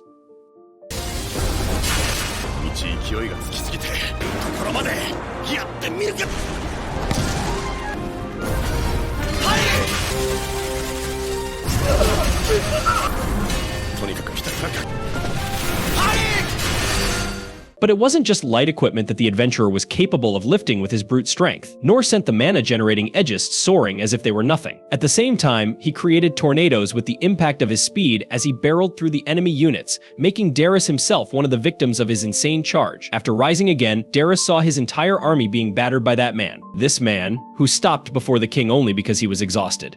Darius recalled seeing this man on the other side of the map, so he couldn't understand how he had crossed all that distance in such a short time. Regardless, the man paid no attention to the soldiers around him and looked directly at Darius, leading the king to believe he was the target. Terrified, the emperor tried to compose himself, thinking of the Kaiser armor and sword made of orichalcum that he possessed. He unsheathed his weapon and took a defensive stance, but his hands wouldn't stop trembling. Nor ignored the man and lifted the 4 Brian axe from the battlefield, nearly dropping them on the king.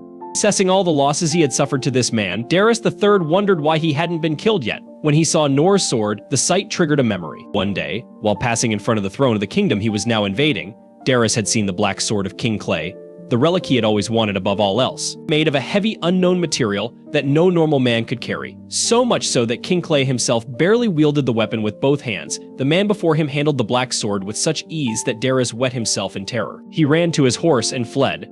A few seconds earlier, from the Emperor's point of view, Nor was seeing the situation quite differently. As he observed the man's gleaming golden armor, complete with a horse decked out in the finest gear, the adventurer wondered what this guy's deal was. Despite looking important, the guy was just staring at him with that strange expression. Whatever the case, Nor didn't have time for random reflections because the battle was heating up, and it was time to act. First and foremost, he couldn't let the soldiers recover their weapons, which were falling back to the ground. So he kept all the gear suspended in midair with his parry skill. On top of that, the army of the Magic Empire had come equipped with all this bizarre machinery. Even though he had no idea what these giant machines were, Nor figured it was probably not a good idea to let them operate at full capacity, so he added them to his list of objects to keep airborne. After causing complete chaos on the battlefield, the warrior couldn't shake the feeling that the old man intrigued him, Nor just wanted to know what that individual was doing there of all places at that moment. Dars made a comment as if he already knew, which only confused the wielder of the Black Blade even more. As he approached the monarch, he didn't sense any kind of threat, so he redirected his efforts to the enemy's brine axe, lifting them all into the air at once. Upon seeing the man return to Rollo, she questioned why the enemy hadn't killed him yet. Nor didn't understand why the old man saw him as hostile. Nor figured the Emperor was probably some Alzheimer's patient lost in the middle of the conflict. To ensure he wasn't seen as a threat any longer, the adventurer rested his sword on his shoulder and flashed a slight smile. But Duritz's immediate reaction was to run to his horse and flee as fast as he could.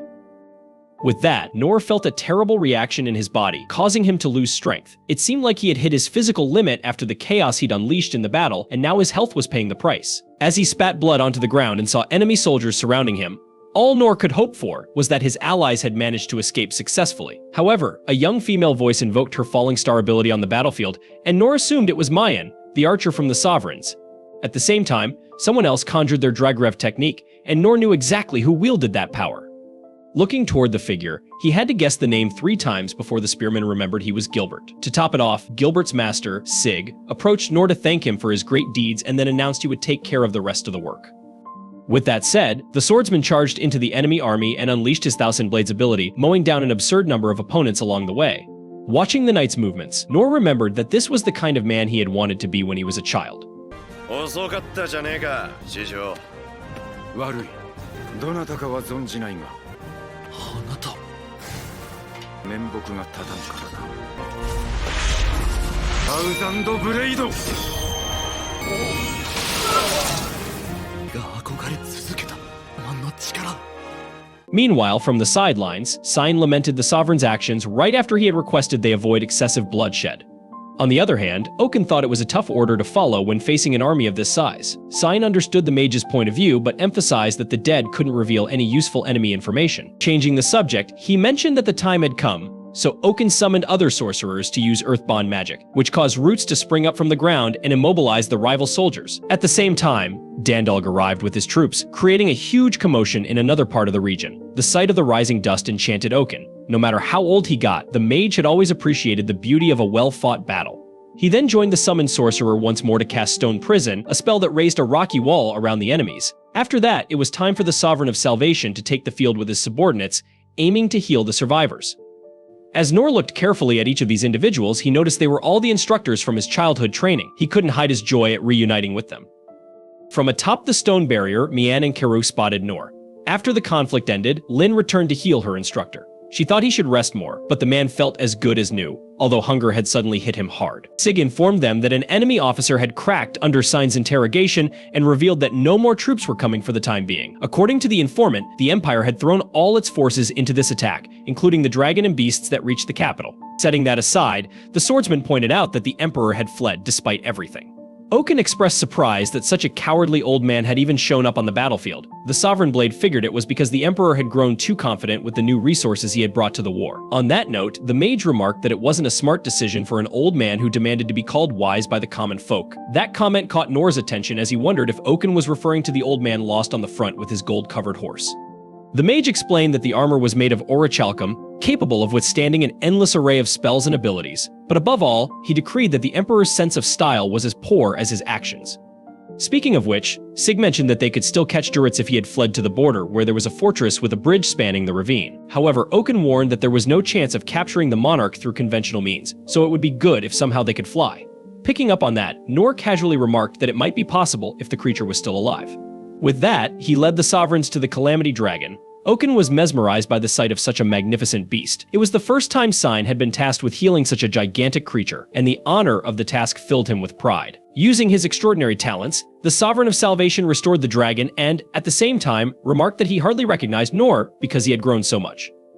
Oaken was startled to hear that name since he had also been one of Nor's teachers back in the day. Nor remarked that the magic teacher was still going strong, and the playful man confidently claimed that he'll live another 100 years if they let him. The young one chuckled and replied that the old man's jokes were still funny, though the wizard took offense as he was being serious. Setting that aside, he asked the boy if they were really going to ride this wild creature. But Nor assured him everything would be fine because they had Rollo. Oaken wondered if the demon folk was truly confident in his abilities, but the boy shook his head boldly, unbothered by the doubt. Ready or not, the dragon slowly opened its eyes, regaining strength. Nor signaled Rollo that it was time to get to work. Suddenly, the winged beast rose with force and roared deafeningly. According to Rollo, she seeks revenge and wants Nor to lead her towards settling the score. Since the dragon was so eager, Nor declared it was time to move out but was puzzled when Lin and Anines stepped up to mount. He had assumed only the sovereigns were going on this journey. Lin explained that the group needed Rollo to connect with the dragon, so she and her bodyguard would ensure the demon folk's safety. Actually, they had thought Nor would be joining them.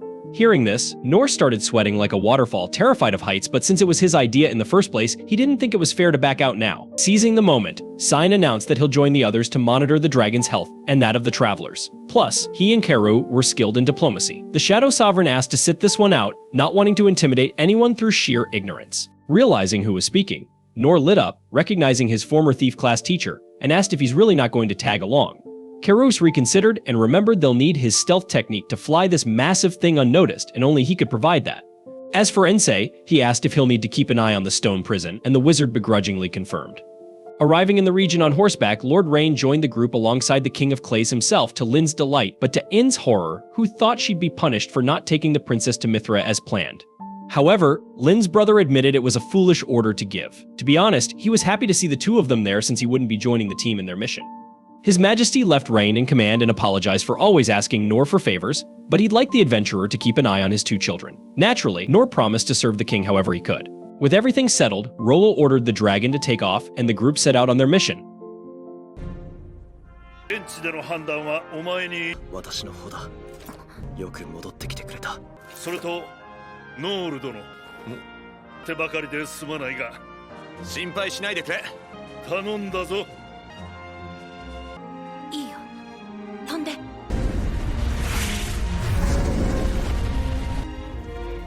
From the hilltop, Dandal wondered aloud if Sig should have said something to Nor after all this time, but the swordsman believed that above all, Nor never needed any of them to fulfill his role in life, and they would have been blind with arrogance to think they could have shaped that individual in any way. The Sovereign Shield agreed, seeing that boy as one of those heroes straight out of legendary tales. Sig took the opportunity to admit that he felt ashamed of his own laziness when he saw Duritz's army soaring in the distance. He had thought he was in a position to teach others, but realized he needed to step back a few squares and reinvent his skills. Despite everything, the two sovereigns acknowledged their excitement over the spectacle the adventurer put on. As time passed, the unit assigned to locate Duritz continued their journey aboard the Calamity Dragon, still without success. Worried about the speed of Duritz's horse, Rain feared the Emperor might already have returned to his territory. Speaking of which, Kara warned that the region beyond that steel bridge belonged to the enemy, so it would be wise to turn back. Suddenly, Lin noticed movement ahead and called her comrade's attention. Crossing the bridge was none other than Dars racing on horseback toward the fortress. Kara warned that they'll be turned to dust if they charged straight at the castle, which Rain agreed with, as long as the enemy had time to activate their magical equipment to maximize their military power. On that note, Ainz harnessed permission from her superiors to annihilate the entire area, as this terrain would later serve as their escape route. So, it's better to destroy the fortress's defenses while they had the chance. Hearing this, Lin reflected that her squire would never claim to have such power in an ordinary situation, and that statement made the princess realize that the war had truly begun. Surely, Ainz was furious after their capital was attacked, which she swore to protect, and now she wanted revenge. Thus, Rain granted permission to the vice-captain of the warrior corps, who summoned her divine sword to lay waste to the fortresses in their path. Afterward, Rain warned his sister that the actions they took here would determine the course of the war, asking if she was ready to face the consequences of these acts. Without hesitation, Lady Lindbergh assured him she was. She then reflected that each figure present held extraordinary power, and it made her feel there was no need to fear any harm. Above all, she believed Nor was the trump card of the Kingdom of Clays. For some reason, she felt she had yet to uncover the true greatness of the power he holds. Running like a madman toward the safety of his castle, Duritz arrives just in time to avoid another beating from Nor. As he steps into one of the elevators of this absurdly high-tech facility, he berates himself for the humiliating shame he suffered at the hands of that unknown adventurer. When he reaches his destination, his subordinates ask for an explanation of what happened outside, but the Emperor's mind is too busy blaming his army, which can't win even with ultra-advanced machinery. Despite this, things were far from easing up for the ruler because, from the window of that floor, he could see the rapid approach of the colossal Calamity Dragon. Duritz had seen with his own eyes the Brian Axe bringing this creature down, so the only explanation that comes to mind is that the dragon was resurrected, which is theoretically impossible. The problem is, riding the beast is the sovereign of salvation, a diabolical genius in the healing arts.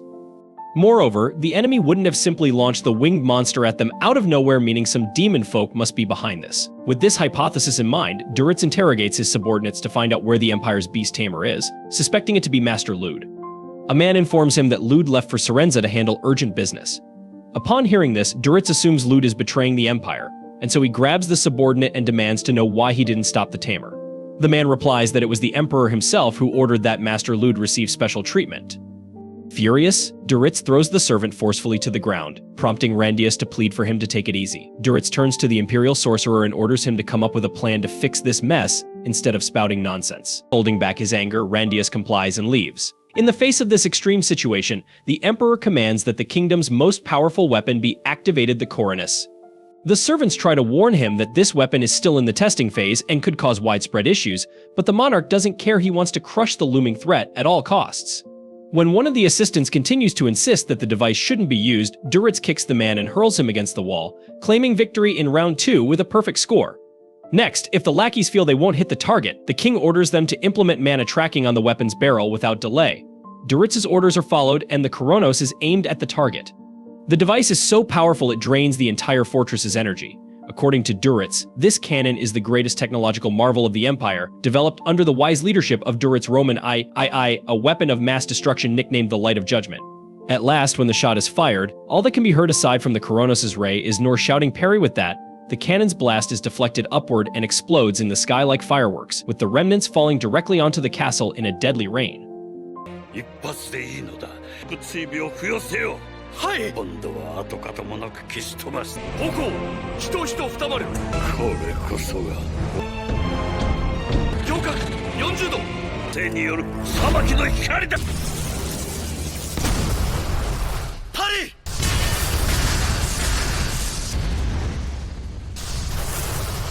クラウノスが軌道を変えて降ってきます。Horrified, Duritz questions how this is possible, and a subordinate explains that since the mechanism was programmed to track mana, the mana furnaces of the fortress are now the target of the rain.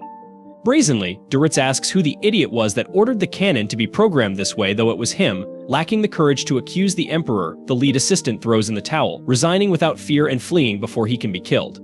The rest of the crew follows suit, leaving the leader alone as the mana furnaces pull the rain toward themselves and explode one by one, causing Duritz to buckle under the pressure, kneeling in despair.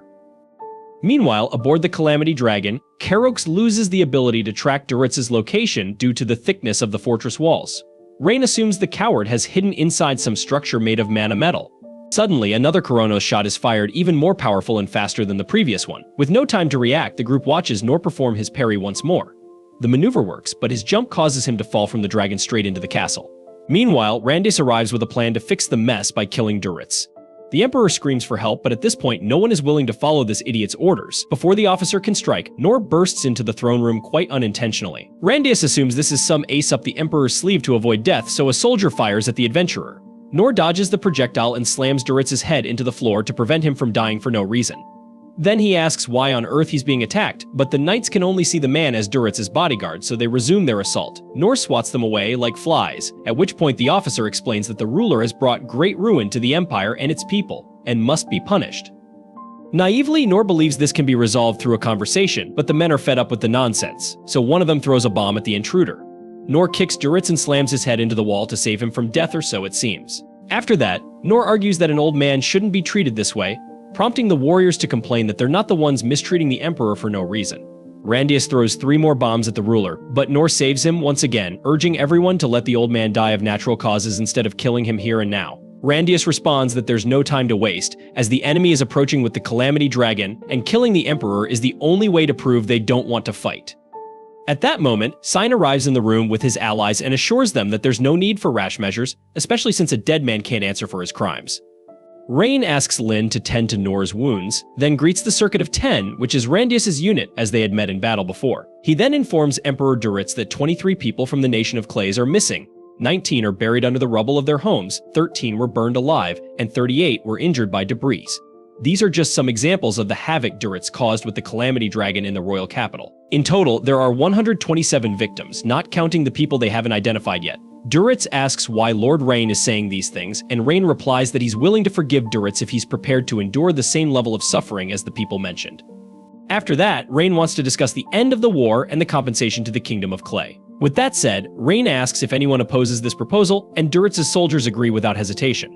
As for the Emperor himself, he wants to know what it means to suffer like the people of Clays. Sane tells the man to relax because the monarch is going to endure all of it and more, but assures him that he'll be there to make sure the old man doesn't die in the process, even if his leg is broken. Sane promises to heal Duritz just enough so that he can participate in the discussions about ending the conflict. Karu adds that even if Duritz can't handle the pain and loses consciousness, he'll bring him back, though the Emperor may scream and cry like a child. At this point, the man begins to wet himself in fear. Rain concludes by saying this is the price the Emperor must pay to understand the pain he's inflicted on others, then whispers in his ear, asking if Duritz doesn't find the nation of Clays merciful after all. あくまで把握できている限りだから。それがどうしたというのだ。今述べた全てのものと同じ間の話し合いに移りたい。同じだけとは。同じと言っても死にはしませんから、回復して差し上げますから。俺が目覚めさせてやる。許して。Outside, Lin and Nor look over the devastation caused by the Coronos in Duritz's imperial capital. Nor blames himself for it, but the girl responds that it was all done to protect their allies. On top of that, only the mana furnaces were hit, no one died. Sure, it's going to affect the lives of the local citizens, but it's nothing compared to the damage done to the nation of Clays. Rain arrives and explains that the nations involved in the war are coordinating to carry out repairs, and that Duritz has relinquished the throne in favor of his 10-year-old grandson, who is set to assume the crown soon. This means a guardian must be chosen for the boy, and the protectors will be the Circuit of 10, led by Randius. Randius approaches, apologizing for the earlier misunderstanding and offering to do anything to make amends. True to form, Nor declines any reward but asks that they rethink the bullying they'd been doing to the old man. Regarding that, Randius admits Nor played a crucial role in preventing Duritz's death because if he had been executed, the Empire would have surely fallen into civil war. For this reason, the officer thanks him. On the other hand, Nor feels like he should be the one thanking them because when he fell off the dragon's back, he was saved by the castle grounds, which ensured a landing that didn't kill him. Realizing how absurd that sounds, Randius bursts into laughter. This Nor is really something else, he says. Either way, he assures Nor that he's gained a new ally for the future, and that the Circuit of 10 is ready to risk their lives to defend him. Nor finds this a bit dramatic and changes the subject, apologizing for having wrecked part of their city. Randius explains that no one was hurt, and that the crimes committed by Duritz are far worse than what happened at the fortress. Even so, Nor offers to help with whatever is necessary, and the knight laughs once again at the stranger's kindness. In the midst of this, Rollo announces that the Calamity Dragon is tired of waiting and wants to head home. So the envoys from Clays board the beast and leave after properly bidding farewell to the Circuit of 10. While in the air, Nor asks Rollo to have the dragon fly lower as Lin notices that her teacher is still troubled by the damage caused to this imperial city. She reflects that she should learn from her master's compassion. Upon arriving back from the journey, Rain informs the king that the war is over, and that Nor deserves a reward. But as we already know by now, the young warrior isn't interested in receiving anything. Since the king insists, Nor looks at Rollo and has an idea. Since the boy was abandoned by merchants and has no place to live, Nor wants Rollo to have a normal life in the capital, just like any respectable citizen. Nor had thought about living with the boy but prefers to imagine the child safe with a wealthy family rather than with a poor man who has nothing to offer. Besides, if it weren't for the demon folk, this victory wouldn't have been possible. So the man wants Rollo to have the best of everything. With that, the king reflects on how, out of all the things Nor could have asked for, he requests that a demon folk be made a citizen of Clays, when this race is seen by the sacred theocracy of Mithra as enemies. Boldly, Nor says he wants nothing else, and if the king insists on spending resources on something, it should be for the many people who lost their homes and families in the war. Everyone around is shocked by the warrior's audacity, while the king bursts into laughter, admitting that it's true. Meanwhile, Rollo reflects that he doesn't want to be beaten and mistreated like in his previous life and longs to truly be of use to someone, perhaps even enjoy tasty food once in a while. Suddenly, the boy wakes up in a huge bed and is greeted by his new caretaker with a grand feast. Rollo is surprised to be allowed to eat the food and is enchanted by the softness of the bread. As he takes a bite, he's overwhelmed by the taste. He had never experienced anything so delicious before, and he cries as he devours the rest of the meal. Meanwhile, Nor walks around the streets of the capital. He's in awe of the damage the enemy inflicted on their city. He prays that the people he normally does work for are all okay, but he's relieved to see that the guild hall made it through this ordeal. He notices the sign on the floor and picks it up. As Nor wipes it, he realizes that the last time he took a good look at the sign was the day the guildmaster told him that he couldn't register as an adventurer due to his inability to learn a skill. Nor is happy that he got to reunite with his instructors, who taught him what he knows. Things flash back to when Nor went to the various schools, but from the perspective of the instructors. Sig was skeptical when a young Nor came to his school looking for training, however. The kid's tenacity soon caught his attention to the point that Sig believed him to be one with a promising future. One day, Nor insisted that Sig show him a skill the swordmaster had. He was surprised that Nor was able to feel the rhythm of his slice because he himself found it difficult to follow. After 2 months of training, Nor only attained the parry skill, so Sig was forced to let him go in hopes that he would be better suited for another discipline. At the warrior school, Dundar was worried that a kid like Nor would not survive the training. However, he survived a couple of months and showed his grit when he refused to run when a giant boulder was about to fall on him. Dundarg saved him but acknowledged that he could raise Nor to be an invincible shield.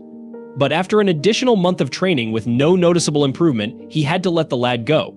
He went to Mian, who didn't want to take him on, so she gave him the almost impossible task of hitting a floating stick, which was a fair distance away with a rock. To her surprise, he did so twice reluctantly. She took him on but just made him throw stones at a shield until she gave him a bow, which he kept snapping. He went back to throwing stones, revealing that he used to hunt the thunder flash birds. Mian noted that it would be a difficult task for a seasoned hunter with a superior bow to down such a creature. After 3 months, she let him go because his stone-throwing skill was already overpowered. He then went through Master Karuk for training next, but brute forced it through all the delicate tests. He failed.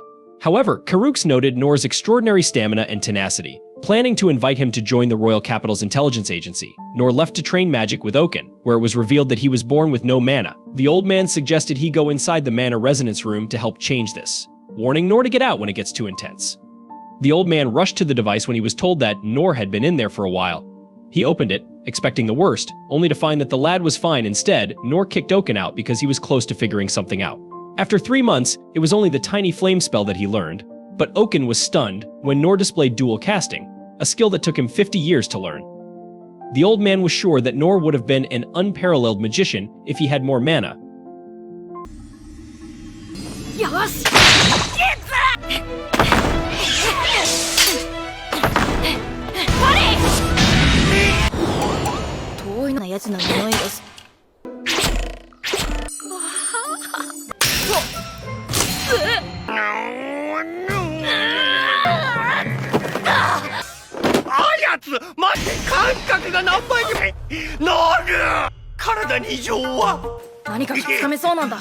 Nor went to the healing school last, where Master Sign rejected him at first because he hadn't undergone the rite of blessing. Only those who passed through it could train at the school.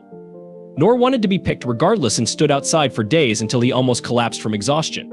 Sign caught him and accepted him. However, he made it clear that there were no guarantees he would learn a skill.